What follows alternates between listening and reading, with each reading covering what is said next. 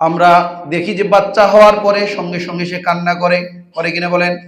যে কান্না করার দুইটা কারণ, এক তো হলো বাহ্যিক কারণ, ওই যে ডাক্তারি কারণ, যে শিশু যখন গর্ভের বাহিরে আসে তখন তার শরীরের বিভিন্ন ফ্লুইড নিঃসরণ হয়, মানে তরল পদার্থ নিঃসরণ হয়। আর ওই কান্না না করলে ওইটা নিঃসরণ হতে পারে না। আর যদি নিঃসরণ না হয় তখন ওই নিঃশ্বাস আটকে মারাও যেতে পারে। এই জন্য কান্না না করলে সবাই বিচলিত হয়ে যায়, কাঁদতেছে না কেন, এটা হলো বাহ্যিক কারণ।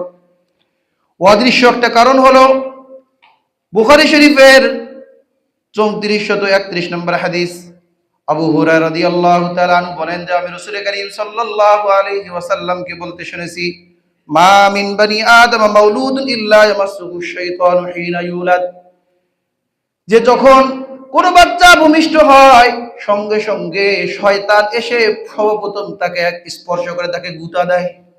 ওই শয়তানের গুঁতার কারণে বাচ্চা কান্না শুরু করে দেয়। তাহলে দেখেন, মাত্র দুনিয়াতে আসছে শয়তান উপস্থিত।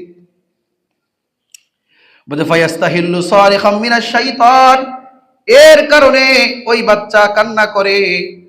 গয়রা মারিয়ামা ওয়া ইবনাহা, তবে পৃথিবীর মধ্যে দুইজন মানুষকে শয়তান স্পর্শ করতে পারে নাই, একটা হলো মারিয়াম আলাইহিস সালাম এবং তার সন্তান ঈসা আলাইহিস সালাম।